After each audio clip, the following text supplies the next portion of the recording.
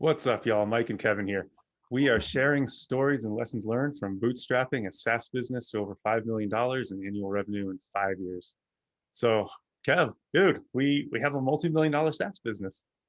And we're doing a podcast about it. It feels great. And we've never really talked about it and opened up and kind of, reminisced. So I love that we're doing this. We'll see if anyone listens or cares. Yeah, it's been such a journey these 5, 6 years. And like worst case scenario, at least we encapsulate some of these thoughts and lessons learned for our future selves. And yeah, best case scenario, we help some other people trying to go along the same journey. We've been helped and inspired by multiple people. We'll probably constantly shout out the, startups for the rest of us, the founders journal, all these things that we've heard, and it's kind of paying it forward. I think it's almost an obligation and a duty to like share some of this because that's kind of what the bootstrapper community is about. For sure. So let's flash back. So 5 years, it's probably closer to like what, 5.5, 6 years when we actually had the idea first, and then we launched just a little over 5 years ago. Let's just take it back and kind of reminisce on how this all came to be. So back to probably 2015, yeah. So we're talking Yeah, so 6 years mid back. 2015, like where were you in life? What were you thinking about? Perfect. 2015, I was working at Home Advisor, which is known as Angie Home Services. They did a merger with Angie's List. So I was working there on their SEO team. I was probably 3 years into what I thought was going to be maybe a career. I think I knew in the back of my head I didn't want to work my way up kind of a corporate ladder. So I was on the SEO team, probably making 50K, but I was learning a ton. So it was a job where I was learning about how the big companies do SEO, because obviously Home Advisor is under the umbrella of, I always get the letters wrong. Not ICA, because that's in our industry. It's IAC? IAC, Yeah. exactly. Huge conglomerate, tons of portfolio companies like TripAdvisor, Tinder. And so I was kind of doing the day-to-day there. It had a startup vibe. So I was playing ping pong every day, which is felt great, but it was also like, I was learning cool things. But to me, and I was also doing real estate. So I was also a realtor at the time. So I was doing decent at that. I was probably doing 5, 7 deals a year. So I was making a good living. So I felt like I was making a good living. I had a job where I was learning a ton, but it wasn't going to make us rich. It wasn't going to make me rich. It didn't satisfy everything. So that's where I was at in 15. I think that's about it. Because I had just come from finance. So I was a finance major. I was at Schwab, then Fidelity, started to slowly hate my life and job and not buy. Like I didn't want to sell annuities to old people. It felt terrible to do. So I quit that, begged, scratched and clawed and pleaded for a job at Home Advisor. And I think that'll play into our story a lot, because I was always taught, I had a mentor at Schwab that was always like, hey, you're either learning or earning. And I took that job at Home Advisor to learn. And it was, I started at like 40K, I think. And I was like, I don't care. I just want to learn SEO and learn digital marketing. And so I was exposed to all aspects of it there, which kind of set the stage for what we did. Yeah. What about you? Yeah, 2015. Gosh, I think I was finishing grad school for counseling psychology. At the time, I thought I wanted to be a therapist.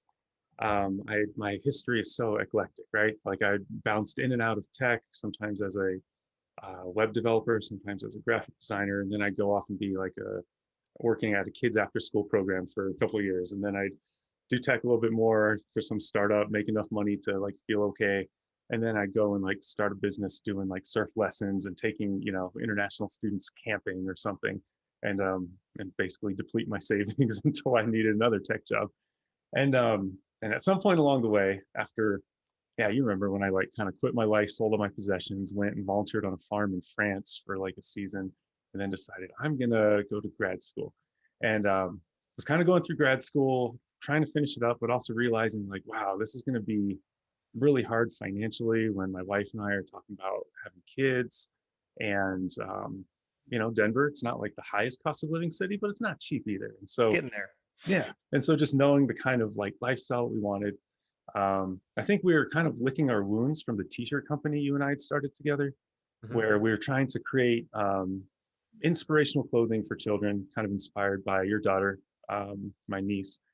We're brothers. You couldn't already catch that on. And so we did not have a lucrative t-shirt business. It's such a competitive industry, but we learned a lot about working together, about running a business. And I think we were just kind of on the search for a new idea to try. And I think at the time I was thinking, hey, I can balance like being a therapist part-time. We can start a little kind of side hustle. And we were just looking for the right idea. We wanted a SaaS. We wanted just a product that we can grow, have a small user base. We were looking for a niche where we didn't have to do the whole like fundraising route, because that just seemed kind of not what we were after. And so we were just kind of ready for an idea. And I remember tossing around ideas that in retrospect were probably just ridiculous, like competing with, massive names in B2C spaces. Yeah. Do you remember kind of some of those like early talks of us like, oh, we should do this? Yeah, I really do.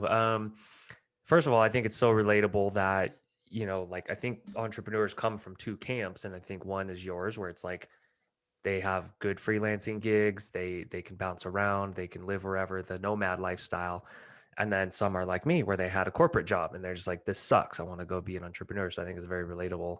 And then two, I think we have future episodes of like doing the t-shirt company, because we were doing it part-time, we weren't all in, so it's like we learned a ton there. And then kind of ramping up the company while still earning a little income from other things. That's like a whole episode topic on its own. But yeah, one of our ideas was Recly. So it was a recommendation engine. So it was like who all of your friends use for like doctors, lawyers, like gynecologists, all these things you don't want to just throw out there. And I still don't hate the idea, but it would have been, in hindsight, really hard. And because we face obscurity, it's just like no one knows who you are. Why would anyone get on there if no one's on there? Yeah.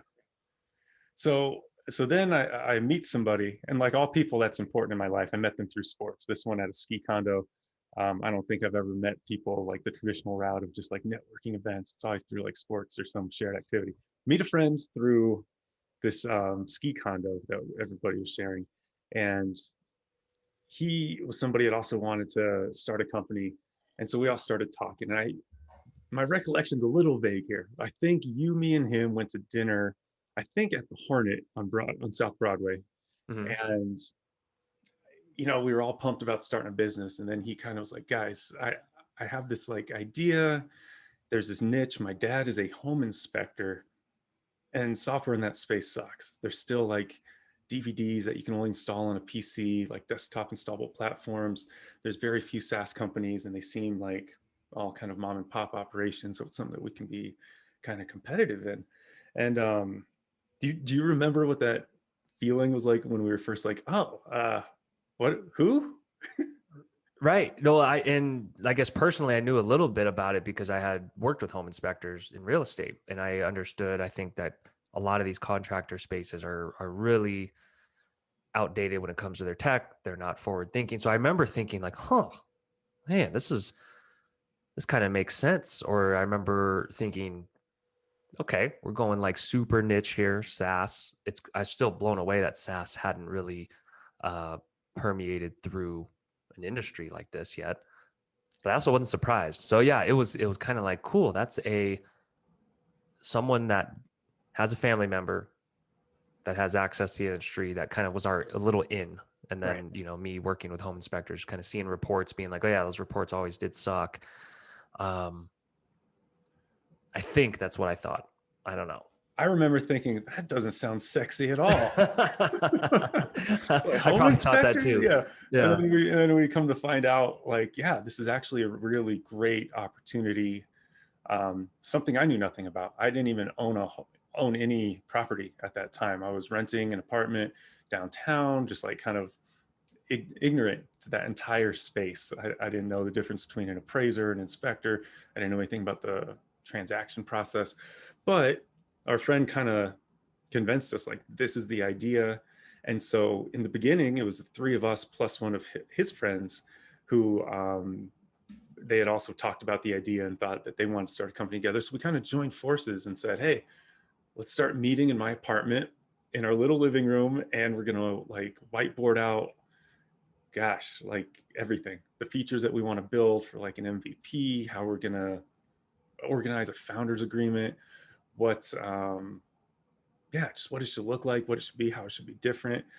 And yeah, I have some fond memories of like just those little things where we were full of hope, enthusiasm, and naivety, really. Yeah, and probably doubt, but everything that's mixed in. So anyone that's starting something, I think, can relate to the, well, we don't exactly know for sure. We did a little research on like the market size. So we were like, okay, 20, 30,000 potential customers. I think in our heads, we were like, hey, if we can make a couple grand a month off this would be great. Like this, Oh yeah. we can make an okay living. We don't know how many hours we'll have to put in, but I Let don't me know tell if you, let me tell you my naive vision at the time is like, oh yeah, this is a side hustle. We do a few hours a week or evenings and weekends. And then I make like a few grand a month to pay for my rent. And then this idea is what enables us to have that freedom to work on like our the big next thing. ideas. Right. And in my head, I was like, oh yeah, we have like a year and a half timeline till this is just this thing that runs itself and just money flows into our bank account. That couldn't have been further from the truth, as we will kind of dive into over numerous episodes. Which is crazy to think that, like, how I bet you that's so common of like this thing. And then and then people are thinking of the next thing. I see it on Twitter all the time, to be honest, where people are like, they're literally working on a SaaS and doing the whole build in public thing. And then they're like tossing around ideas for the next thing. And in my head, I'm just like, how are you ever going to succeed at the first thing? Um, And we have but yeah, friends that had like multiple businesses that, were trying to grow all of them simultaneously. And our experience has taught us, anecdote here, that like we needed to dedicate ourselves full in. We needed to throw everything we had at it, drop everything else. And that gradually happened. It wasn't like an overnight thing, but like over the course of the year and a half, 2 years of, yeah, those first couple of years, eventually this was our 100% focus. deep focus. And that's a whole nother episode on its own of like truly what, I just told you, mentioned the book 10X of like what it takes to kind of usurp, legacy players is going so deep and be showing up every day at 110, percent, 150%, whatever. So yeah, that's what it ended up being, but that's a good topic for a future episode. So we were meeting, I think weekly. Did we commit to weekly meetings? So this is before anything's built, Yeah. right? We committed to weekly sessions of just talking about it, and it felt like for a few months, that's all we did was every week we come back together, we talk about it. We, weren't making, it felt like a ton of progress, but really it's just a lot of time for ideas to kind of coalesce, the founders agreement to kind of get hammered out, and who does what. But yeah, it was definitely weekly. I look back at our calendar history and I was like, oh, there's a bunch of Weekly. calendar events. Yeah.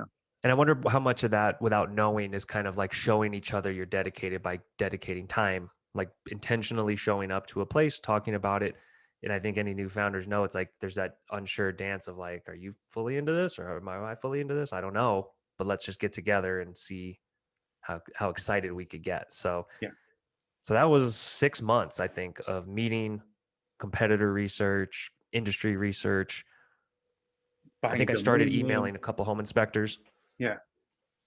Yeah. We had a Um, couple people that were like, oh, that's kind of cool. Yeah. I'll give you feedback whenever, but I don't know if anybody took it super seriously at that time. right. And So, then, yeah, where do we go from there? When do we start building? so I want to say it was like at some point in early 2016, I remember actually writing code, starting the repository of code, um, with my background engineering as well as our friends. Him and I were like the two developers on it.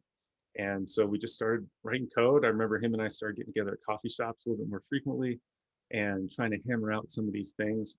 At the time, I was also kind of freelancing, and I had a couple freelance gigs. I was trying to either wrap up or just keep in balance with like doing work on this. And so it was that kind of part time, like dipping toes in. Our friend had a full time gig, and so he was definitely trying to balance that lifestyle. And I think at the time he was also like doing the RV thing, and sometimes like in a different state or Mm-hmm. off the grid. And so I remember some communication difficulties there. But yeah, we definitely spent some time with that. And then it was early 2016 when our friend's friend, the one that we hadn't really known well, but got brought into the project, just realized like he wasn't putting in the time. We were each having making ourselves goals. And he just kind of realized like, yeah, I don't have the time for this, right? Do you remember what that was like? Yeah, because I remember we had good cadence meeting, through the end of 15. I think we were all excited. There were starting to be like early mock-ups and designs of the report, what it would look like. And then once that kind of like that little work was done there, and then it was like, okay, now it's like dev work time. And yeah, it got to a point where, they had their full-time jobs. They were really invested. I think they may have had equity, something like that. So then it's like, that started to just feel like an overhedge where it's just like, this is mostly what we're into and we're going to kind of see this thing through. And I think it started to feel like, okay, you pull in your weight. What else can you do? What else are you going to pick up and run with? And it started to just, in the Slack channel feel like me and you, like turning it up a notch, being like, all right, we got to keep pushing, keep getting to the next level, keep getting it in front of people, keep marketing, whatever. Yeah, So yeah, so I remember that feeling of like, this is what I'm going to devote to. And I think I had only learned that through, because like with tech projects, every developer probably knows you have these side projects, you start something, you never finish. And like a year prior, I had made my second iPhone game that was just a beast. Like my first iPhone game was like the simple runner, pretty easy to do in a couple months. The second one, I was doing all my own animations and sound effects and like trying to make it really complex. And that just took like, I think a better part 8 or 9 months of just me building day in, day out, like more than full time on it. And that taught me something about dedication to a project. And so I wanted to feel that same dedication to this. And I remember you and I kind of were like, yeah, let's go all in. Let's see where this can go. And the other two guys, yeah, you're right. It felt like they were kind of hedging the bets. And so yeah, at some point in early 2016, it was down to three, where the other guy kind of was like, hey, I see how this is feeling. I'm going to bow out. I know I'm not as invested with you guys. And that was for the better, because I don't think you and I ever felt like he was all in. right. But our friends, I had met through that ski condo, loved him. Great guy, so much energy and enthusiasm. Just seemed like he was kind of spread too thin. He was trying to do a lot of stuff in his life, personal life, and like enjoying his, RV lifestyle and recreation, full-time job, and then this thing. And so I remember over the course of early 2016, he also had that thing where he's just like, guys, I see you're all in on this. Take the idea, run with it. They both signed off on like, hey, this thing's all yours. Like I forget the legal terms, something about relinquishing all ownership of it. Right. And, and then it was just you and me with this idea we didn't come up with. And Ben now not really having that connection with his dad. And so we were just kind of like, okay, here we are. We're gonna do this. Yeah, I mean that's a whole nother episode topic too, in terms of like getting co-founder buy-in and what else you have going on in life, I think, because yeah, it matters so much that we were able to just say, we're going to do whatever it fucking takes to make this work now. Like, this is our baby, this is our thing. This is our Oh yeah. inherited baby. So yeah, it was like, okay, who can we talk to? What home inspectors do I know through real estate? Reached out to them, just gotten crumbs of feedback, like not a ton, because it's hard to ask a home inspector, a home services professional, what they think about their technology. A lot of them just use what they use and they're just like, oh yeah, it's good. That's what I use. So it was a lot of, this was kind of the phase, I think, where you had been building for months, and putting in front loading a lot of the work, frankly. So it's like ton of work put in. I was writing content on a sister website that we called like the Smart Home Inspector or something. So we threw up a site and said, we're just going to crank out content. This is before even we had a product out there. So it's just like that. So to marketing people, it's like, that's what you could and should be doing, probably, is being productive, learning how to write, learning how to create content. So that's probably a no-brainer to some And people. gaining a following, right? Right. Get someone to pay attention to what you're writing, because then once they trust you even a little, you might be able to ask something of them, which is like, hey, what software are you using? What pain points do you have? So it was a big phase of coffee meetings. We went and met a couple home inspectors together, like some guy on a ranch. I remember he had like horses everywhere. It was really bizarre. It was like, we went out there and we're like, holy shit, we're on a farm. And I don't know if we learned anything, but we were literally just trying to talk to anyone that would talk to us. Right. Yeah, I remember that. It was hilarious. It felt so like, wait, we're SaaS founders, but we're like on this farm, like having coffee with this, not super refined dude that was just basically opining on like life and maybe a Yeah. little bit of software. I don't even think he had looked at the mock-ups or No, he didn't look at prototypes or anything. anything. He just wanted somebody to buy him coffee, I feel like. Yeah. He was And just hanging so, out. yeah. And so that was hilarious. But that's, I think, representative of some of the hustle. We were just like, oh, cool. Anybody who would give us any thoughts at all. I think you leveraged a smart home inspector because it was kind of like here's how to market your business, here's how to be a digital player when it comes to elevating the search rankings. And so then you started leveraging, I think we called it like a website review or SEO review or An something. online presence review, an OPR. The Terrible OPR. name, terrible acronym, but like we had to make something up. And I think in hindsight, it worked. I think if you can teach someone in an industry that's less savvy about anything, it could be design, it could be marketing. If you can teach them something or do something for free, that was where we were at. We had more time than money. So it's just like, hey, we'll do this for you for free, give you SEO tips. In exchange, you Yeah, basically give us your email and we email you and ask you questions about software, yeah, about, what you like or don't like. So that got us a little traction, not a ton. I mean, it's probably like a dozen people. yeah. And then meanwhile, and I'm sure we'll do a whole episode on how to build your MVP and like how that mindset should be. Right. Meanwhile, I'm building. I've looked at the competitors, not too in depth, but at least have an understanding of what their features are. We're talking home inspectors, trying to understand what they need. I think I went along with the home inspector on one of the homes you sold. You asked your home inspector if like your brother could tag along. Hmm. So I'm just like peeking over shoulder, asking a ton of questions, looking at, this Oh, that's software that right. he might be using, and just like really starting to formulate like if I had to reimagine this, knowing very little about home inspections, but knowing, I built a lot of prototypes for other people's startups. I'd seen how some people have failed by spending way too much money early on instead of just like get something minimal out there, iterate on it based on real user feedback instead of all these things you think might be an issue or not. And so, yeah, I was building, very, very quickly, iterating on like, hey, let's get something out there that does the minimum essential features. I remember there were certain paths where if they didn't do the happy path, it just results in like a white screen or just like a blatant error that there's just like, there's no user feedback at all. But I was just like, you know what? If I can code for the happy path, that's something we can get feedback on. Yep. And so, gosh, that was most of 2016 was just building. At some point, I started building the mobile app. I think that was in the fall before we launched because that was like the big piece that that Needed that. they used in the field. And so after all the back end stuff was there, building the app that they use in the field. Um, Around that point, I think I had almost scaled back or finished all my side projects. I was still doing some therapy work as a counselor with certain clients, but I don't remember if I was still taking on new clients or just kind of pumping the brakes on trying to get my name out there. But it was definitely something I was still using to make money. Definitely had some ongoing kind of like maintenance side projects that were like, all right, cool. You get 5-10 hours every week of mine.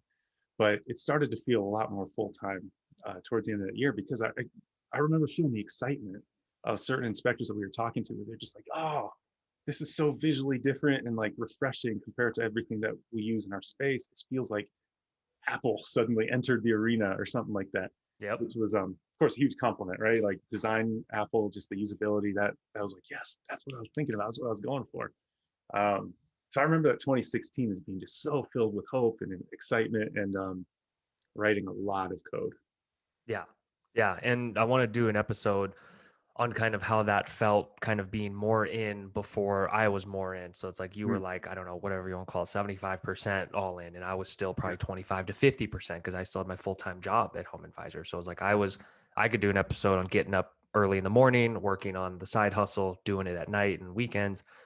And then you can talk about what it's like to kind of take more steps forward before anyone else, because there's all kinds of resentment, there's all kinds of doubt sprinkled in, there's a lot of heavy emotions there that I think yeah. co-founders or founders need to be thinking about. I love that you brought that up because I want so many of our future episodes to also dive into like the psychology, the emotional dynamics um, between co-founders for sure, between owners and their employees, between owners and customers. Like all of these things are so we talk about them so much. They're so important to how we run our business, how we do business, how we see life. And because yeah, you're right. I remember those feelings of resentment of like, gosh, am I putting all this effort in? And then Kevin's not going to really commit, or is he going to bail, and it's just going to be me with this thing. And that was a little bit scary, but I think we talked through it, right? We just continued Yeah. to have those talks. We created some systems. I remember every day we created a Slack channel, and it's you and me just talking to each other on like 20 different channels. And there was like our goals channel. It's like every day we just started off with like, here's what I'm going to try and knock out today. And then every evening we put in our accomplishments in the accomplishments channel. And it's like, here's what I did today. Here's what I accomplished. Maybe here's the things I didn't get done and why. And so we created like this accountability system to each other. We have 24 employees now, and that still Still do happens. it. We still have a goals and accomplishments channel. They all still put it in every day. We look through them, and it's like the accountability to oneself, the accountability to the business, to what we said we were going to do. It kind of all got started way back then. So a ton of building there. I was at the point of doing like as much content and kind of working with those like online presence reviews, basically as much as I could to show value, truthfully. So a lot of it is like, okay, I got to show value and do something to help. And so at that point, I believe we had a web app to show inspectors. So it was like I got coffee with a few inspectors, showed it to them. I don't know if I even understood all their feedback or what the hell was going, but they were just like, oh yeah, it needs to do this and this, took some notes, and we got some insight from it. But they were also busy and just felt like, they used their program. So that part was exciting, yet really frustrating, where it's like you get in front of them, they give you a bunch of gibberish, making sense of it, like that product work, like I had never done it before. And so it was kind of like, we would just talk about it and be like, okay, what should we actually do? Because this guy was kind of rambling. He kind of was all over the place, but like he may have given us a nugget or two. So that was fall. And I think you were kind of that final filter of the intuition of just what to do to make it usable, to make it elegant, to make it an improvement. I remember, just parsing through all this feedback. I had like a billion sticky notes around all three of my monitors of just like the different feedback and like what colors of priority. This was before you forced me to use Trello. And the sticky notes, you were like, dude, Trello is sticky notes. It's literally sticky notes. In and out. Well, not literally, but yeah. And so, I remember trying to parse all this feedback. And for some reason, I don't know what gave me the confidence of feeling like I knew what should and shouldn't be in and out. I don't know if that was like the aggregate of my past experiences, or just like, if somebody has to decide, I'm just going to go with my gut and say pass on this thing for now, definitely include this thing. But it was very much like intuition guided. I know everybody talks about like data driven. We were talking to like 3 or 4 inspectors, and so we don't have enough data points. We just had this like these feelings based on what we were hearing from the people we were talking to, and then reading forums, and just also what we would want to see, because we were trying to do something that wasn't just recreating our competitors. We were trying to make it like look and feel different. We had a very novel approach of what the home inspection report should look like.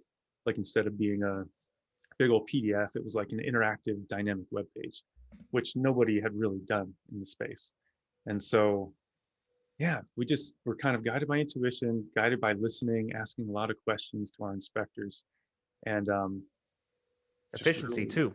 I think you understood efficiency, and that was kind of like a big stake in the ground, was like, we're going to make this app more efficient to use than others. And that guided, I think, a lot of like we tracked taps and thought about how many taps it would take to do the main thing they do, which is take a picture. Yeah. And I think you were on a mission to say like, okay, this is going to be so easy that you can do this at the house and you don't have to do it at home every night. And right. And my mindset at the time, I want to do a whole podcast episode on this term that I coined. I think I coined it. Maybe I heard it, but I don't remember. So developers often talk about test-driven development. They write tests first, and then they write all the code to meet the test. For like 2.5 years or the first 2.5 years of development, I wrote 0 tests. I like to call it revenue-driven development. Like, everything I did was like, what's the thing that gets us closer to revenue? What's the thing that makes us the next bump of revenue? The next customer says, hey, I'll sign up if you have that feature. And that governed everything. And I think most engineers, like true software engineers, would have been like, wait, you're doing what? That's a terrible idea. Why would you ever do that? But for the longest time, just like how everything interacted and connected was all in my head. And that's what enabled us to move so fast and be so productive in terms of feature output, iterating, listening to customers. I was like, I wasn't writing any unnecessary stuff like error handling, tests. Uh, Granted, we had to pay back all this tech debt. We'll have an episode on tech debt and how we're still paying off some of my early transgressions. But guess what? We were able to do it with revenue from the money. Yeah, we made money. Then we hired real developers. I don't feel like I'm a real developer. I'm like a dude that studied business, learned how to code, did a bunch of random shit. So I can code, but in a way that's not like what a true developer would do. You got a degree. You're a developer. Sure. What you were CIS major, right? CIS, but Yeah. that's under the business school. It's not under computer science. That's But it's such a good episode topic, though. I think of truly moving fast and breaking shit, because we broke a lot of shit early on, but that we'll get into it. We'll have an episode on how to handle that, because a lot of people think, oh, stuff breaks, they just move on to the next app. It's like, well, there's ways to keep them engaged. There's ways to keep building that trust and be there for people when things are going wrong, because things have to go wrong. Things will. Oh, and it's all about the relationships. Like, I think we created such good relationships. Like, I still remember the names of our first 200 customers. I remember their kids' names, their wives' names, what kind of personal things they might have been going through, because we were just on the phone with them so much. We were chatting with them. We were emailing back and forth at all hours of day and night, because we needed it to work. This became like the thing that we were invested in 100%. Yeah. So that's end of 16. So that's fall of 16. And I believe, did we set a date? I thought we set a date of like, we are launching 2017. I thought we just said beginning of the year, January, we're going to do it. I thought we said like January 1st, 2017, like hell or high water, we're announcing it out there on some forum that, all of our home inspector potential customers frequent. We're just going to put ourselves out there. We're scared as fuck. We're just like, oh, everything is so ragtag and in shambles, but we got to do it. Yeah. And so we did. Well, before that, I think that's when you quit your day job. I quit. Yep. Quit November 7th. Why would you do that before we even launched? Blind belief, man. Like, honestly, and there's so many factors. So it's like seeing what you were able to build and get out there, and that commitment, for one. But two, it was always in the plan. It was just kind of like, it was later than I probably should have or even wanted to be honest. So it was like that fear. It was like tiptoeing to the edge of the diving board and then just standing there, for an extra month or 2 or 3. And then finally just being like, there's no way I can be fully present and always answering and just always just be all in all the time. If I have to go to this place for 8 hours a day and I just driving and commuting. And so it definitely was a pull. And I had been waiting for that without even knowing it. I had been waiting for that moment for 10 years, where it's just like all those days in the cubicle, all those days in the shitty meetings, all those days in performance reviews and all the shit that, a lot of people know what I'm talking about, where it's like, I was just on TechCrunch reading about startups and sending emails to you. So I was like, that's all built up in the background to where it's just like, you know what, fuck it, we're going in on this. Like, we're going all in. And granted, it wasn't like I had $0 in the bank and nothing. I don't want to paint an unrealistic picture. Like, I had been doing real estate. I had a good year. I had money in the bank, maybe somewhere. It might have been like 20 to 50K. So it was a cushion. So it's like, that's important to know. It was like, not like we were just eating ramen and living in the streets. So that was on purpose too. I think we both lived simple lifestyles for this moment to kind of be ready for that. Yeah. That's another podcast episode too, of like the preparation, because you want to take shots at the goal. So many people live paycheck to paycheck. They spend everything they bring in. I was the guy that would order water when I went out to bars with friends in my 20s, because I was always putting aside money into like my cushion, the emergency cushion fund. And so, yeah, I mean, by the time this was happening, I think I had $100,000 in the bank that was saved up over the course of 15 years of professional life. Freelancing. Yeah. Yep. Yeah. And like we always lived below our means. We always bought like homes or rented places much smaller than we could technically afford, or what they tell you, like, oh, spend 28% on real estate or rent. It's like, no, I don't want to push myself to the max. I want to have that cushion. So at the time, I thought, hey, we have a runway here. If I make $0 for a year, like I'd still be okay as long as we were seeing progress. And I think that was the conversations in my household with my wife was like, hey, we're going to do this. My wife is a special ed teacher. So we had like a or a combined income of 30K once I was all in on this.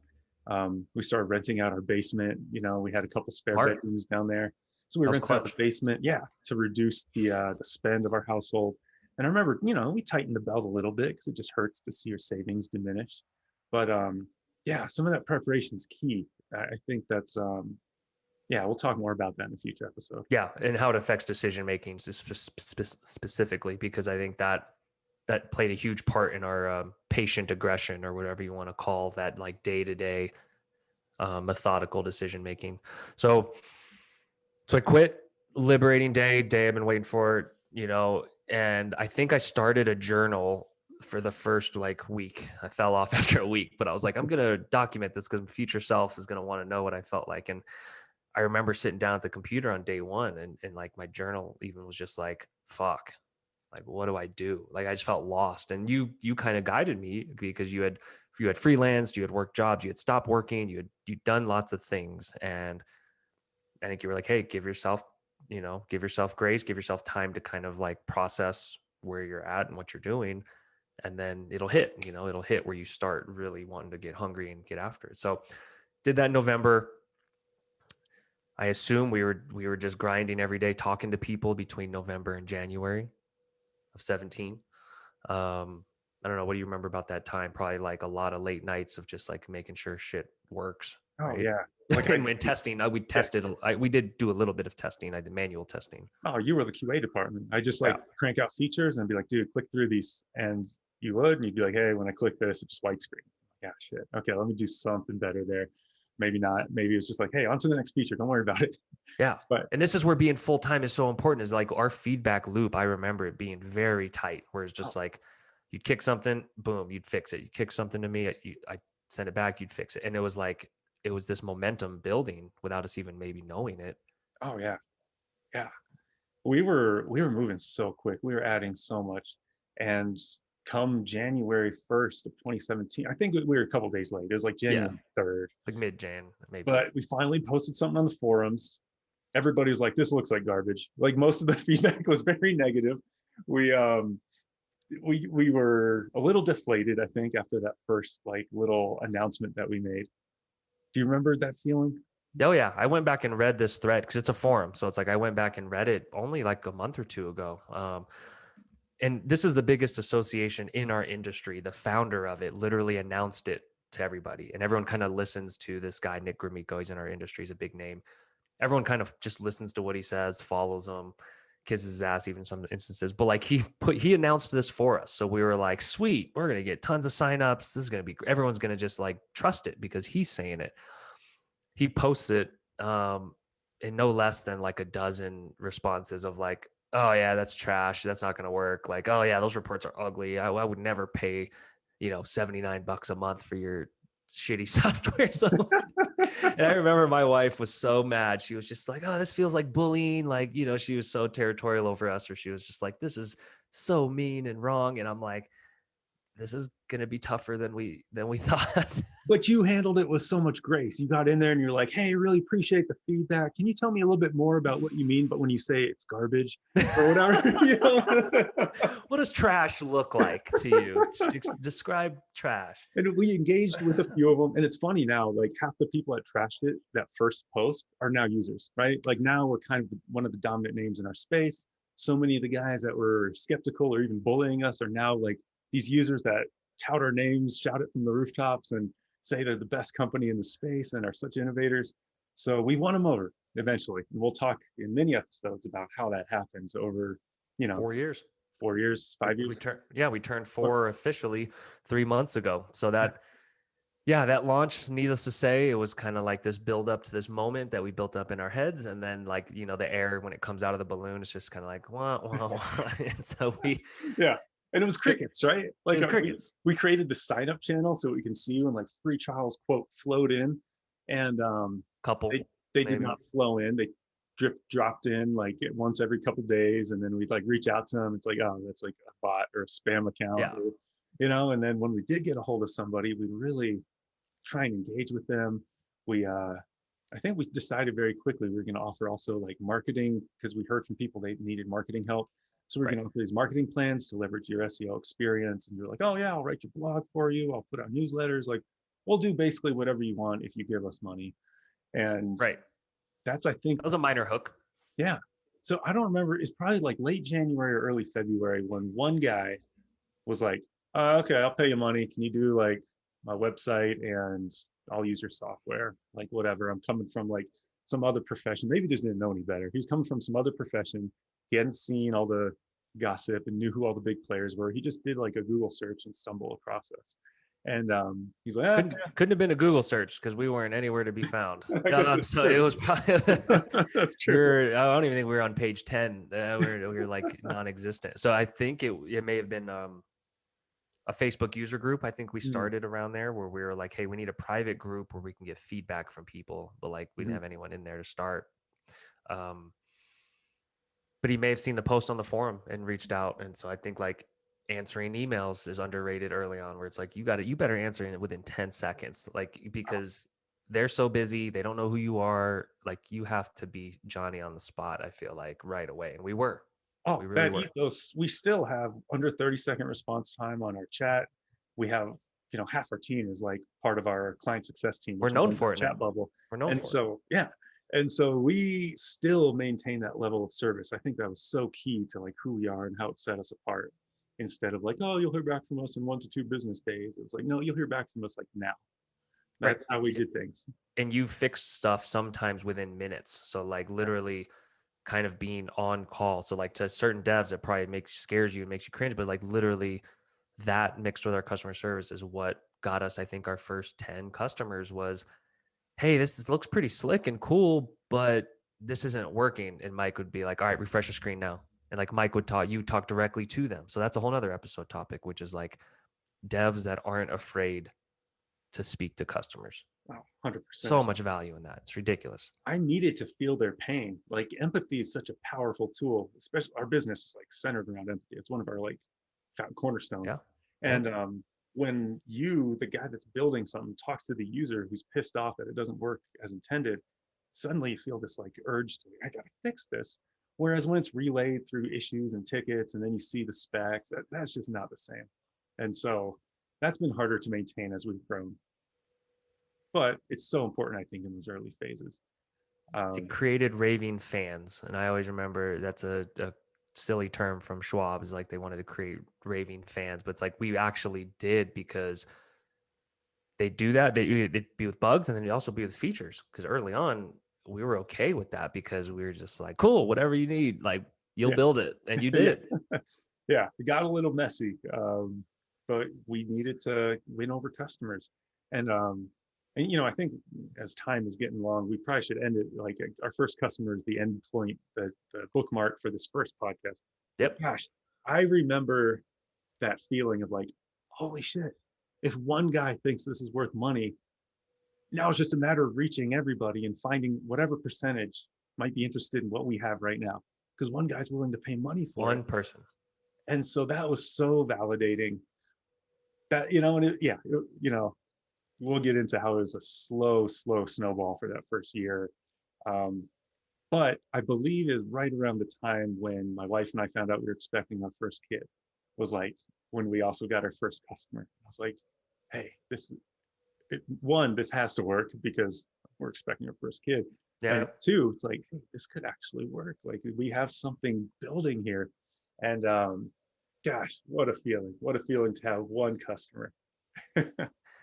It's like it's the beginning, but it's the end of this chapter of the story in a sense. And so that's like what 2 years. That's 2 years of kind of how we even launched a SaaS company and got to one customer from literally nothing, from an idea in meetings in a conference room and a bunch of optimism. And so I think we've clearly have 10 topics just stemming from that we'll do in future episodes, but no, this is good. I like it. Yeah. We wanted to step through this journey and remember it as clear as we could. And hopefully I guarantee it's relatable to a lot of people listening. I don't know. We'll see. Yeah. And if you're listening to this and you have things you want us to dive into more, let us know. Let us know, because I think we'll circle back to a lot of the topics from those early like pre-launch years over the course of our episodes. But we'd love to just dive into anything that people are curious about, because there's a lot there. So much happened in those first 2 years. And sometimes I feel like that's the most important stuff. Everything else was like building on top of the foundation that we laid. And yeah, those first 2 years. And then I think that first year of business that we'll dive into on the next episode, so much of that was the foundation upon which this whole house was built. So yeah, we'll keep going through it. This has been fun. Perfect. Let's wrap it here. Email us with questions. Write in the comments if there's things you want to hear, see about. Kevin at Spectora.com, Michael at Spectora.com. All right. Thanks, Kevin. It's been fun, man. Talk to you soon. All right. Later. All right. See you.